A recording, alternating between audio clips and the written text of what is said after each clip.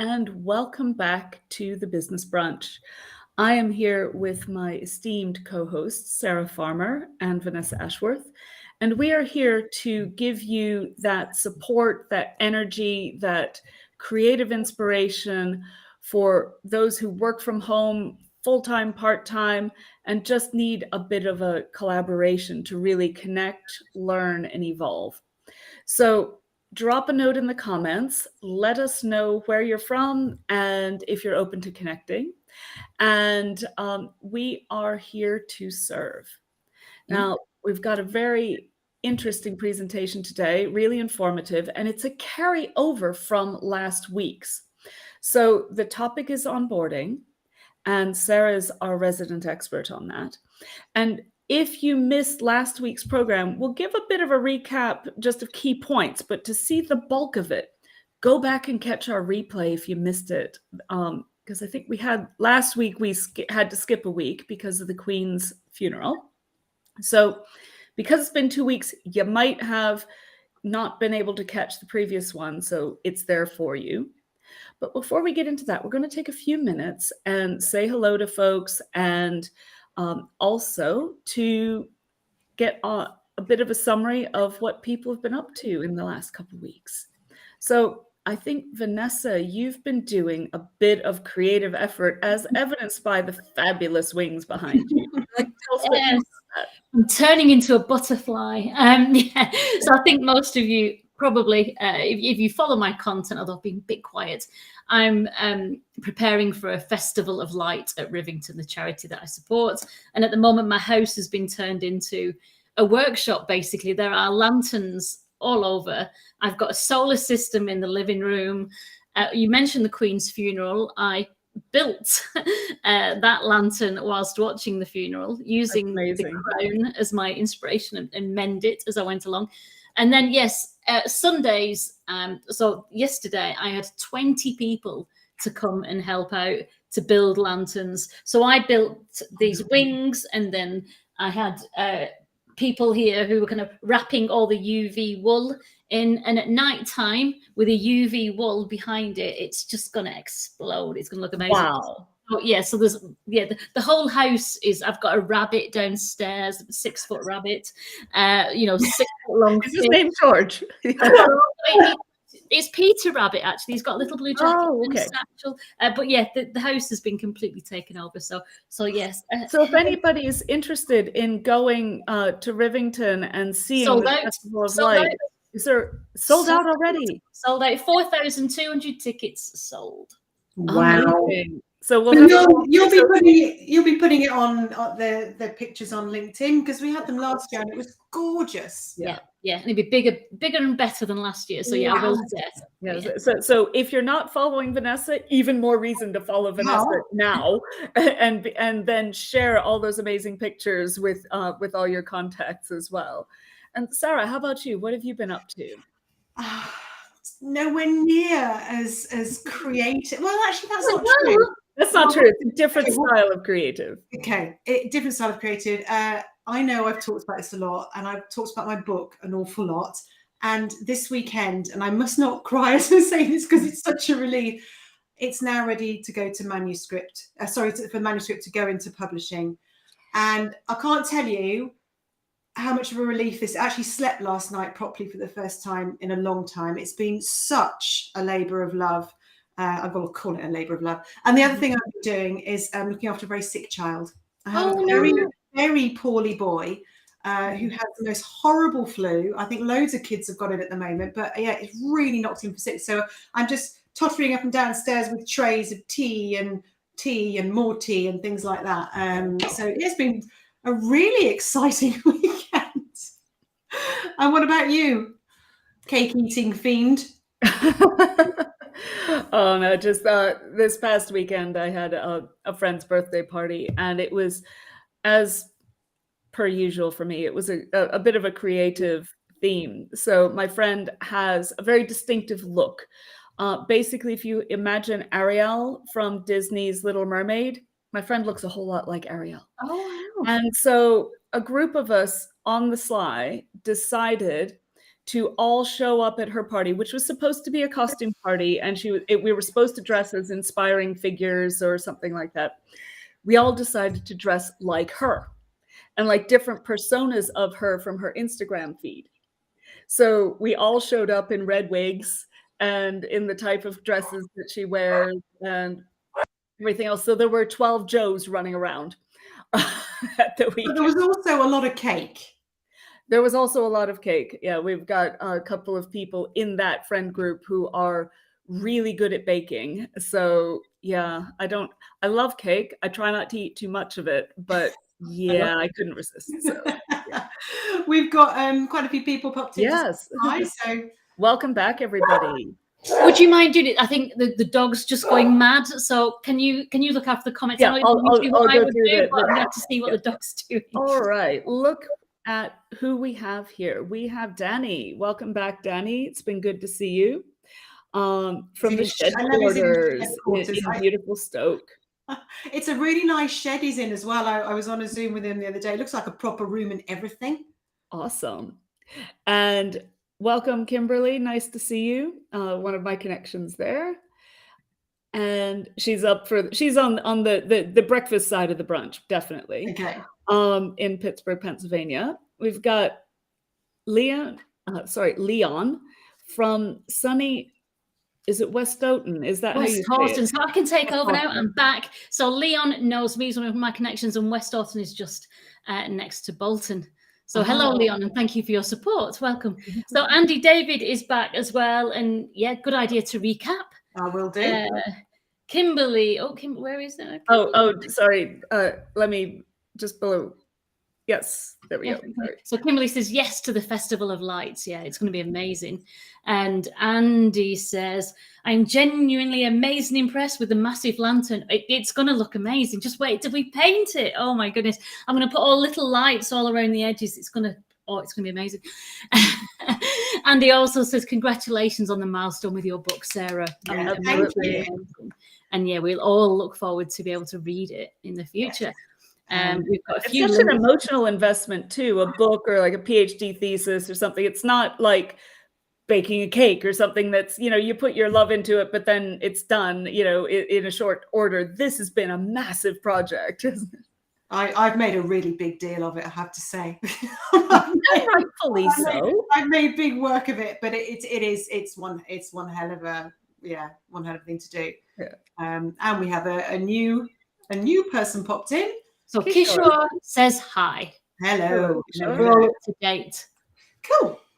Great. So let's do that recap, Sarah, and then we can lead into your main discussion point. Now, just so everybody knows, Sarah's going to be kicking off with kind of a TEDx type presentation, just to kind of get the concepts out there.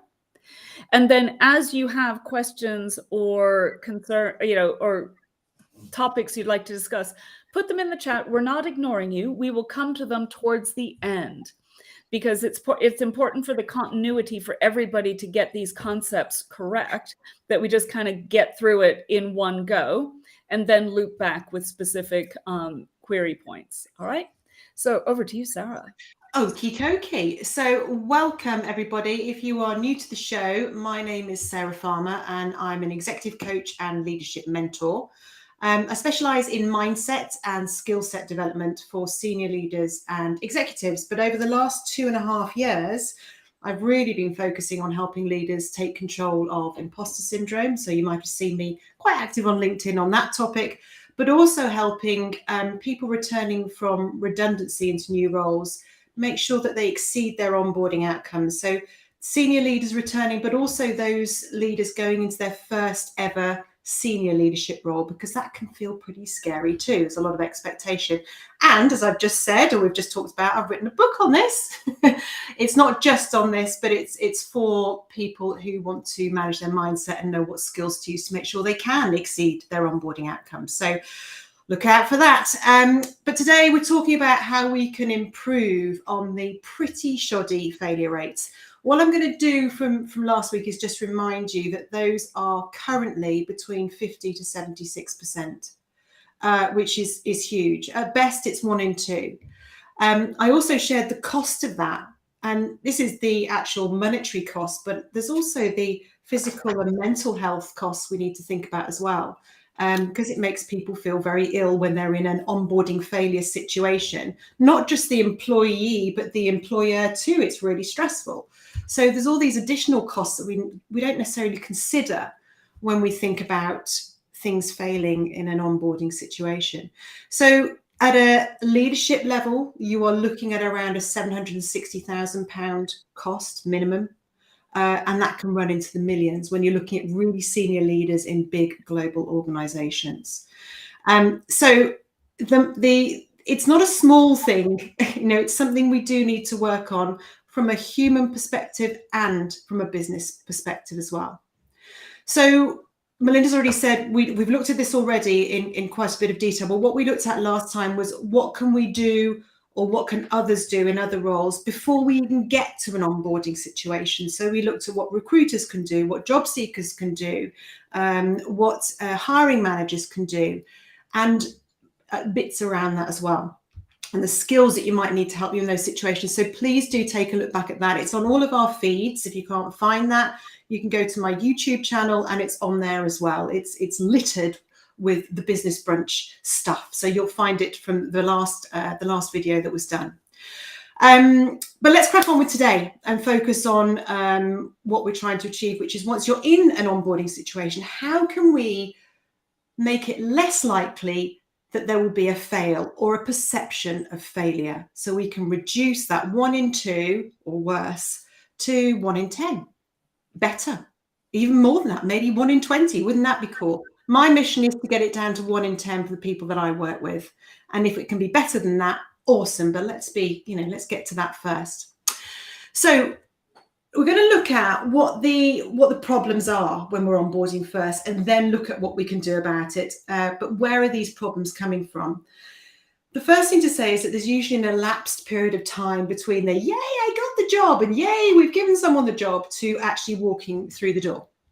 And in that time, your brain starts to jump in. And I'm going to look at this from 2 perspectives, from an employee perspective and an employer perspective. So from an employee's point of view, what are they thinking and worrying about? They are thinking, okay, what if I fail? And it isn't just what if I can't do my job and a bit of imposter syndrome coming in. It's what if I'm the sort of the last person in and the first person out, especially right now where the world's changing so rapidly and jobs are being lost and created and organizations are coming in and out. And so there's a lot of fear associated with that. People are wondering, what if they've chosen the wrong job? At the time it seemed brilliant, but did I ask this? Did I check that? What if I don't fit in? What if the culture's not right? And then there's also often, very, very often, and this is one of the biggest problems, is a lack of certainty around the truth behind what I'm going to be doing, how I do it, and why I'm doing it. And where there's a lack of certainty, there's going to be some fear. So I don't know if people just want to add in here, what are some other things employees worry about when they're starting a new job? I mean, I'm not going to ignore the fact that people are excited as well. And some people remain very excited and only have this little bit of doubt running alongside, which is cool. They're not the ones that usually end up in an onboarding failure situation. So that's why I'm focusing on this. But ladies, gentlemen, people of the jury, any other things that are high on the list of things that employees worry about when starting a new job? Well, I would think that sometimes the fear of repeating old unhealthy patterns could come in, where people say, oh, well, in the past, I've taken on too much work and I've not set effective boundaries. I don't want that to happen again. I think that's something that I see a lot of people kind of stressing over when they're one of those kind of quietly competent people, the people who usually just crack on and get everything done. And, often to their detriment, ultimately, because that's something you might be aware of, but not want to carry forward, and learning to set those effective boundaries in a brand new situation with new people can be tricky and worrying. So yes, this is a really important point for those who have just come through redundancy and are starting new roles again, or maybe It's the same sort of feeling, though, for those who are coming back from ill health or maternity. Not that they're the same thing, but they have similar feelings attached to them. Is I've been out for a while, but it's What if I wasn't as good in the old job? Maybe that's the reason I lost my job. Or what if I'm not as good as I thought I was, and I am repeating things that are going to cause me to fail? I don't even know what those things are, because most people haven't been coached or supported or given enough feedback to know what they're good at and what they could do even better. Very good point. Danny's got one. Yeah. So Danny says there are so many negative stories on LinkedIn about offers being revoked, and there's a niggling worry there that the role isn't official until it's official. Yeah, and so it's a good point. And so that bit between yes and day one, what if that's what's starting a lot of this fear? Is what if it doesn't actually start? What if they change their mind? What if it doesn't appear? I didn't know that it was kind of rampant that was happening, but I know that is a thing. Well, that and the sort of you don't want to think it's bait and switch, but a lot of times job descriptions, let's say, are maybe produced by HR teams and not well vetted, and they're very generic. What if the jobs, people tend to think also, what if the job I've accepted isn't the job they're expecting me to do? And what happens if I show up and it turns out that this job is completely not what I want to do? It's not what was advertised. Then what? Exactly. And this is exactly why this lack of certainty comes in, is we know everyone was, and we talked about this in the last show, everyone's on their best behavior when they're dating. When we're in an interview situation and we're all trying to be our very best and eating with our manners and everything, and then all gloves and everything come off when you go into the job. It's like, right, welcome to what's really happening, and we don't know what that is. We don't know the reality of that, and also the employer doesn't know the reality of us as the employee, because we've been on our best behavior too. So I've just seen Danny's. I don't think it's rampant, but social media can skew our perception of what's really happening. That's true. I was going to say as well, like you said about the whole dating thing, when you're going through the interview process, you are on your best behavior, you're showing your best self. And then obviously you've got to go 9 to 5 in there all day with people, and you get the reality, your reality and theirs. And there's the whole thing as well, and we talked about this a bit last week as well, it's that whole, when you start a new job, you've promised all this in the interview. I can do this, I can do that. I'm going to, lead you here. But you've also got to do that. You've got to prove your worth straight away, but also you've got to learn the business straight away. You don't want to upset everyone straight away by saying, you've been doing it all wrong, but now I'm here to save you. I mean, oh my God, it's a minefield, isn't it? It is a minefield. And as you're saying it, I have this picture of just being stretched. God, my face is good for this. But you're just stretched in every direction. So it's no surprise that it's a little bit stressful, and people do have some anxiety, some very normal levels of anxiety, and some even more so than that.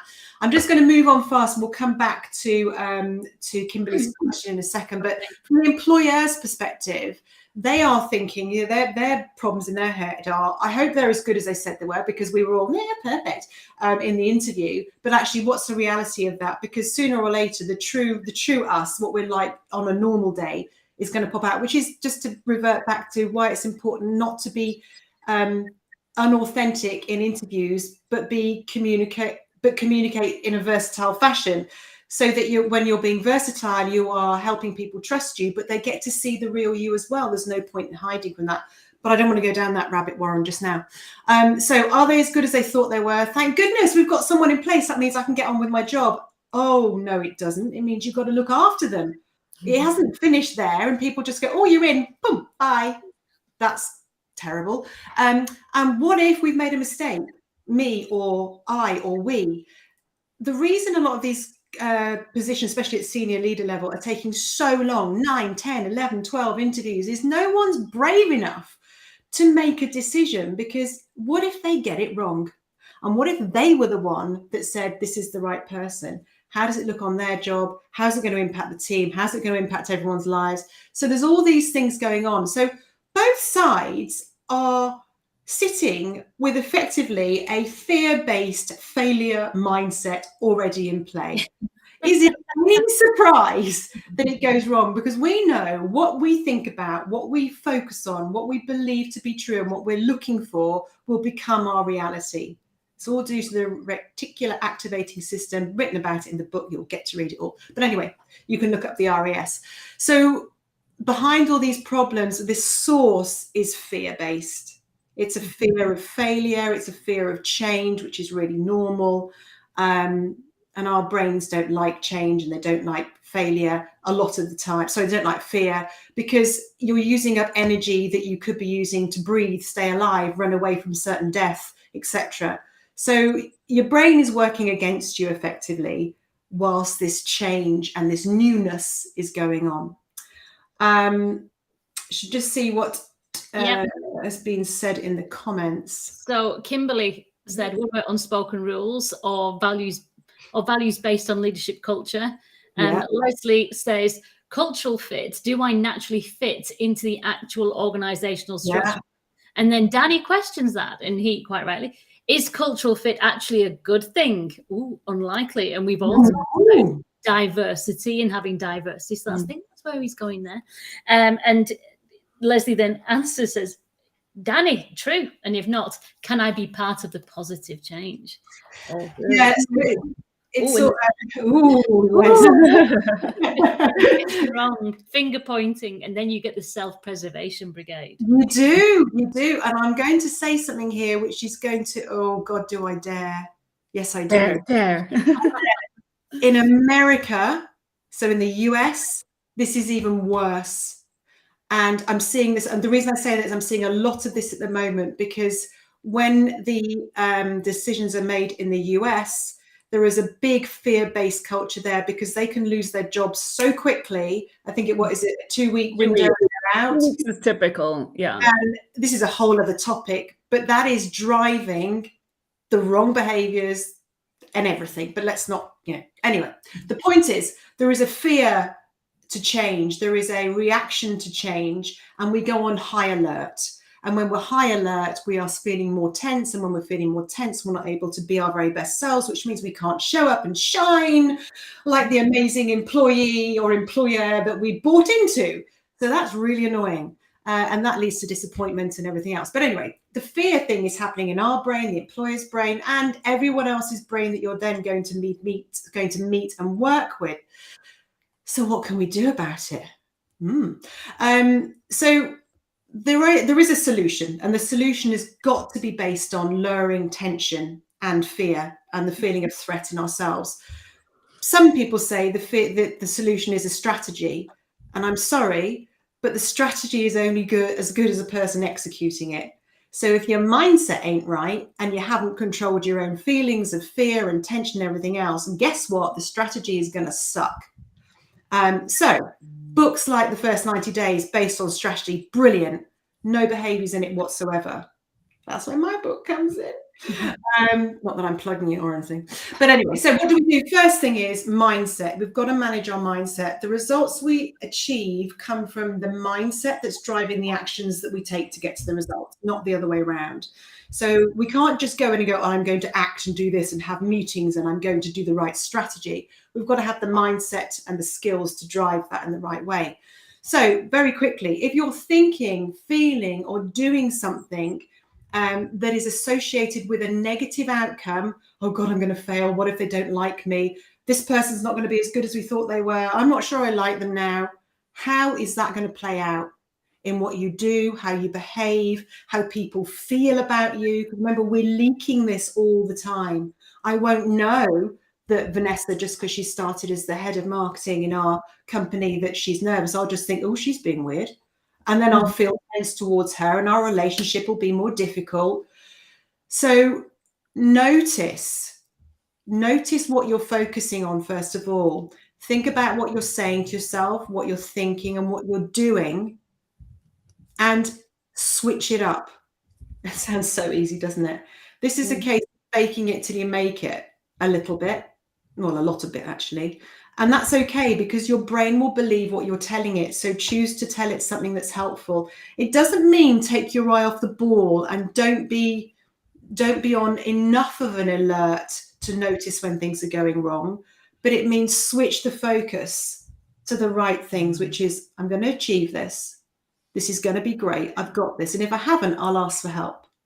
Yeah, I guess it's kind of like that don't think of the pink elephant theory, because as soon as you have it in your mind, it's there, isn't it? So it's That's all better. I've got now, Melinda, is a pink elephant in my head. Yeah, sorry.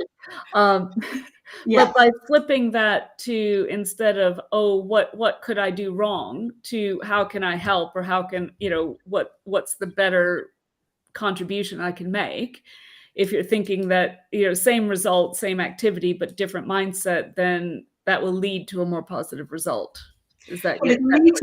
it'll lead to a different result anyway. And what we're trying to do here, and the whole purpose of the book in itself, actually, and the work that I do, is to give people more control over what happens to them.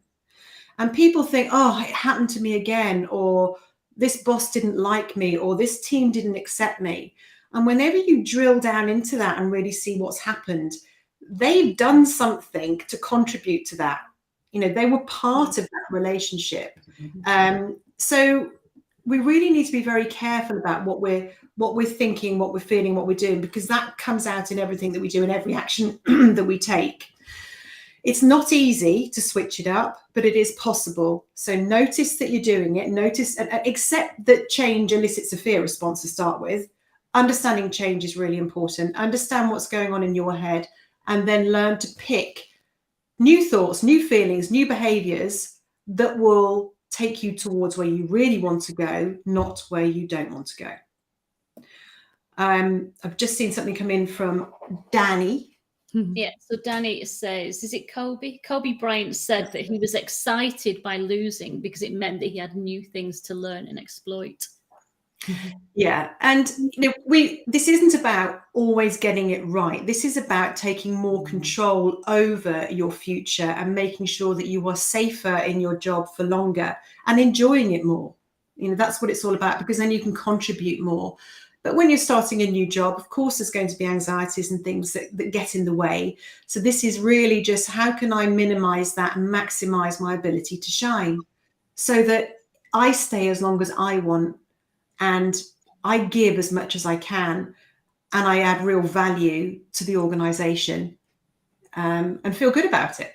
So the second thing is ask for and provide certainty and clarity. Clear, honest conversations around the vision of the organization. Hopefully you'll have had those during your interview stage. I say hopefully because a lot of people don't. Or if they do, they've half heard it, or they've half been told something. We need to go back in and remember that if you don't know which direction you're driving in, you're not going to end up in the right place. So you need to know what the vision is. You need to know what your priorities are, so that you can then make sure that your goals are right and you know what success looks like. The amount of people that I speak to that do not know the answer to this, and the amount of employees that don't know how to give the answer to this, is terrifying, and it contributes to the massive failure rate.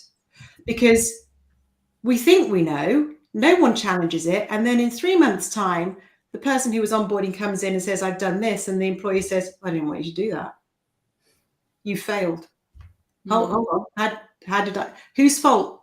Whose fault is that? Both sides. So as the employee, insist on it, or at least agree it's ambiguous, and you won't be held, you won't be in trouble for it being ambiguous, and you will do X, Y, Z and get approval for that. As the employer, come on.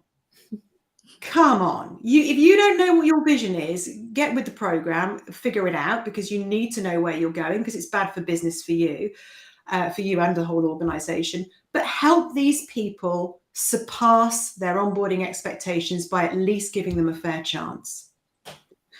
So what does success look like in 1, 3, 6, 12 months time? I want to know all of that. And if you can't tell me, allow me to make it up, so that when I come to you, you know what we're looking at, you know how to give me the feedback on how I'm doing. Kimberly says, yes, I agree. We're in control of our own outcome. I tell my son, you are not stuck. Oh, yeah, very true. Yeah, it's that whole idea, isn't it, that you can't just say, oh, it's my boss's fault, or it's his fault, he didn't give me this. It takes two people to tango, doesn't it? And you've got to ask for what you need and demand on it in some cases if it's not forthcoming. Or as you say, come to an agreement that, okay, you haven't shared your expectations, therefore I'm going to work on this and I'm going to work to this. Yeah, Yeah. And the thing is, they might be really grateful of that. And sometimes organizations are shifting and their priorities are shifting and they just don't know.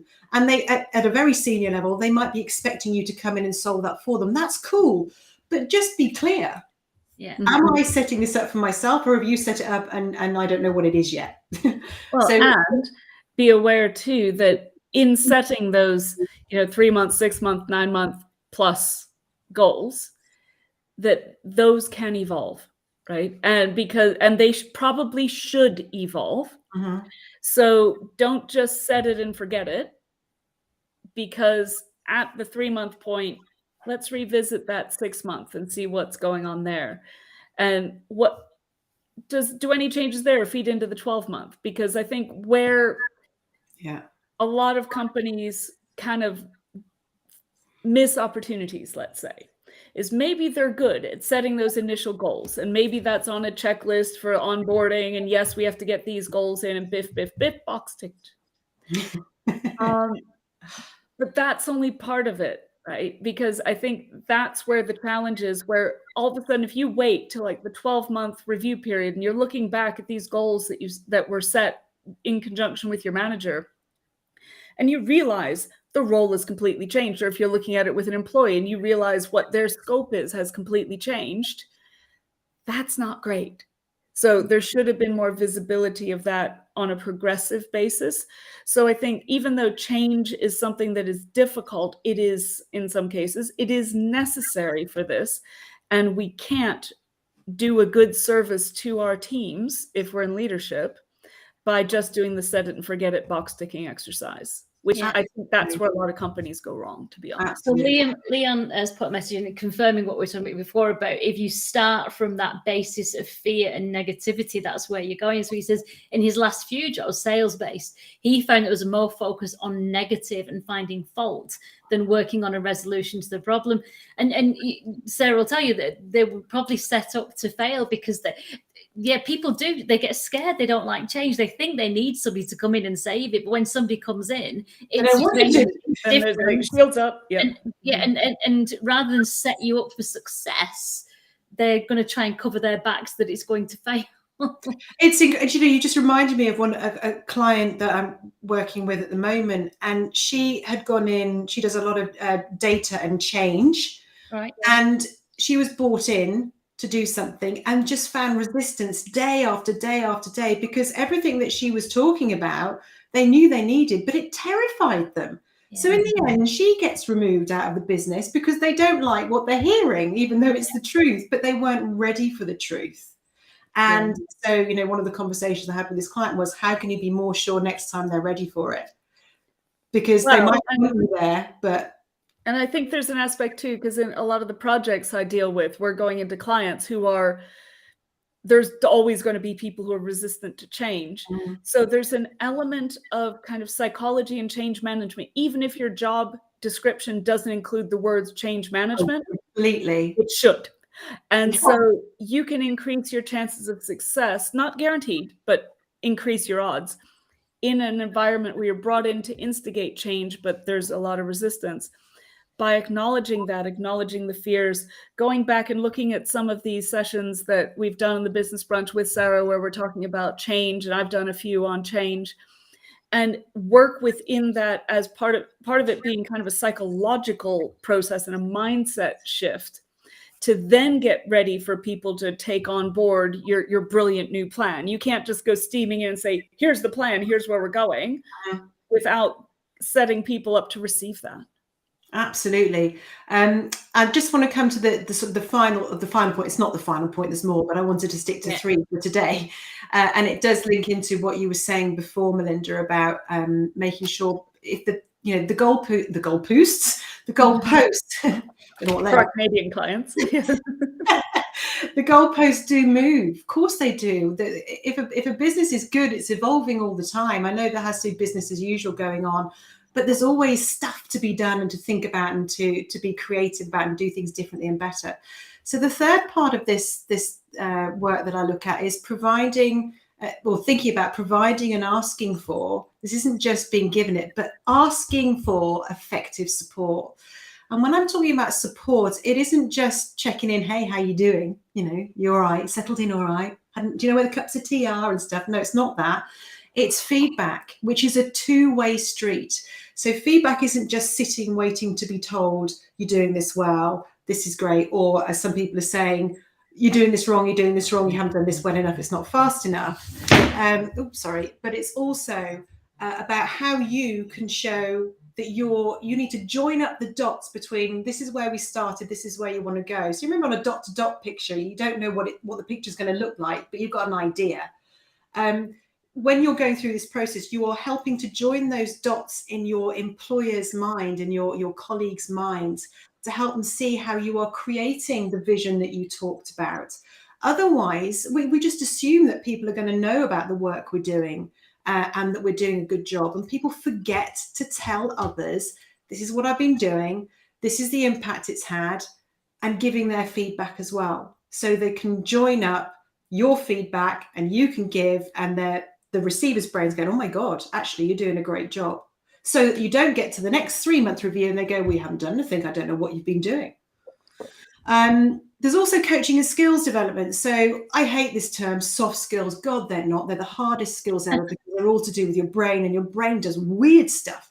But I talk about in the book about the leader's superpowers. There are plenty of things a leader needs to be able to do. But if you can't communicate effectively and you aren't versatile in your communication, your ability to build trust and lower tension is horrendous. It just dives. Emotional intelligence, underneath all of that is emotional self-awareness, emotional self-control, being able to be empathetic, all of that. Understanding change, we just talked about that. Understanding the process of change and how we behave as we go through change. Irrespective of what the change is, the process is the same. And how to provide the 5 human psychological needs, which every employee and employee needs to feel safe enough, to feel fulfilled enough, to perform well enough to exceed in the role that they're in. And then on top of that, there's all the tools you need to do the job, like your phone, your computer, your car, your office, I'm not talking about that. Those have to be done, and they get done usually.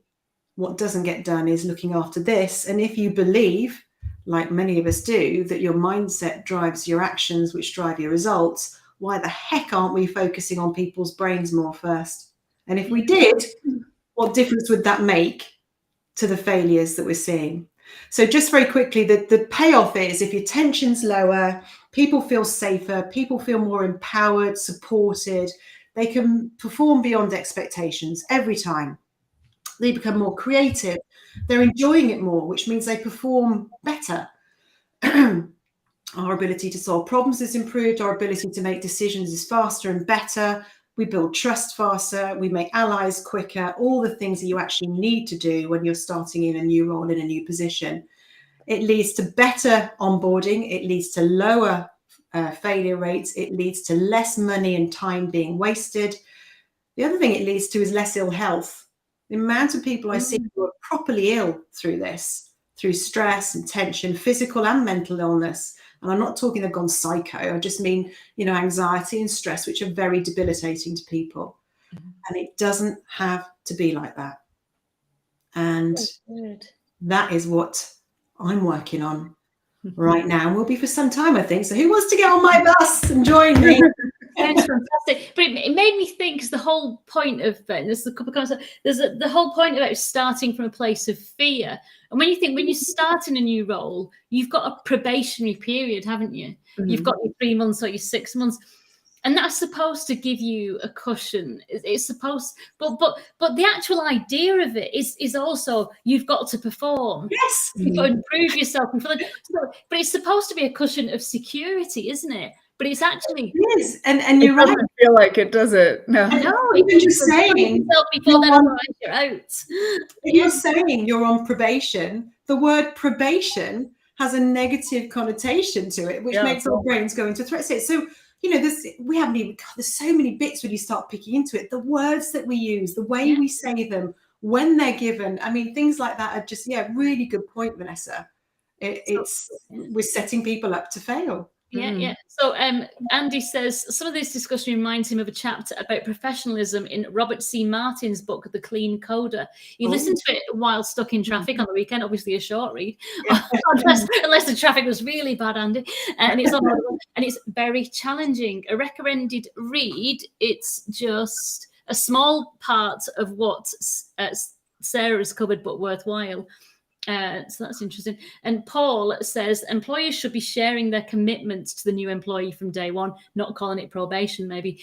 This is where we need you to be after 3 months, then here after 6, 9, 12, etc. Review, reset, progress. Employees should have the solid framework in place. And if new starter begins to go off track or feel they don't have the skills, what support is available to bridge the skills gap? Most of all, it needs to be exciting for employer and employee. Really good point is things go wrong. We are human. We make mistakes. We mishear things sometimes and we're misguided sometimes. So if it goes wrong, not to suddenly assume that, oh, we were right, it was the wrong place or it was the wrong employee. We go back to that threat state. Remember, our brains we're made to think in threat to keep ourselves alive. So we have to actively take ourselves out of that. But it's very easy to go back into it. Letting people know that sometimes things go wrong, and if they do, we'll handle it.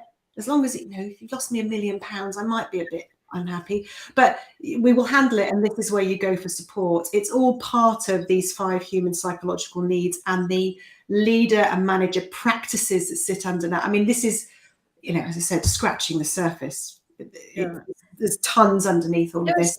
So much we could go into with it. Yeah. I tend to, I like to tell, I've got some rather junior people that I'm mentoring along at the moment.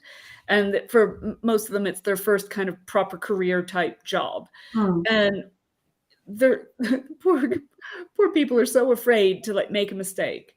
And so, I've been telling them that, you can't innovate without mistakes. It's impossible. And you can't have creative thinking without having things not quite work the way you planned. So, it's like, as long as what they've done has a basis in a good business objective, you know what I mean? As long as they can show rational logic and say, well, we tried this and it didn't work, but as long as you tried it from a good standpoint, you're not going to get in trouble. It's like, where I tell people where you will get in trouble is if you make that mistake, but then you kind of try to blame it on somebody else, or you don't address it, or you try to hide it. That's when we have problems, and I will not tolerate that. But everybody, you can't do something right without doing a couple things wrong. Yeah, absolutely right. If you just do the 100% safe route all the time and don't take any innovative steps and don't try anything new, your company will stagnate. So any company that is pushing the safe route is a company that is not destined to expand and is not destined for ultimate success, because they will be net moving backwards as the rest of the world moves forwards. You're absolutely right. And I had a call from a company over in Canada last week saying, they'd like me to come and do a couple of hours on mindset. They've got a very introverted workforce, introverted preference workforce, who are all risk averse. And it's prevent that, they don't want to make a mistake. They don't want to get it wrong because they want to be known as the experts. And she really wants to help them feel safe to try things that are new, so that they can make mistakes and feel safe to do that, so that the business can evolve. Otherwise, it's going to get stuck. Exactly what you've said. I think kind of the whole kind of Gen Z have grown up to be very risk averse, but I think after the last 2 years of massive change to all of us, I think we're all a bit risk averse as well, haven't we? So we are in that safe environment, so we can feel empowered to be. There are lots of comments coming up. Let's just really quickly, because we are running towards the end. Danny says, Paul, if employers ask themselves in 6 months, what would it take for me to feel like I've made the right hire? They'd look completely differently at what successful hires look like. That's a really nice point. Leslie says, thanks, got to run, great insights. Paul says, in my view, employers want instant returns. It doesn't work like that. Sometimes they need to slow down to speed up. Oh, they do, Paul. 100%. They really do. Be realistic. Yeah. Mhm. And experience is what you get when you don't get what you want. You cannot innovate without experience. So let's think about that one. And Andy says, absolutely right, Melinda. Don't fear failure. Not failure, but low aim is the crime. In great attempts, it is glorious even to fail. Bruce Lee. Bruce Lee. Hold on a second. I'll get that in a minute. I need that quote in something. It's got to go somewhere. That's brilliant. Thank you so much, everybody, for getting involved, getting stuck in and sharing your thoughts and the questions as well. And if there is anything else that you are particularly interested in that you want us to talk about, to work on, let us know. You know, we're here for you. So tell us what you're interested in, what you want more of, and we will do our best to serve. Absolutely. Until then, yeah. So if it's about consultancy or marketing or personal branding or mindset and that unshakable self-belief, let us know what you want us to do, and we will see you next week, Monday at the same time. Yes, thank you everybody for joining in. We look forward to seeing you next Monday. And if you enjoyed this show, feel free to share with your network and get them involved for future sessions. Take care, everyone. See you next week. Take care. Have a good week. Bye-bye. Bye.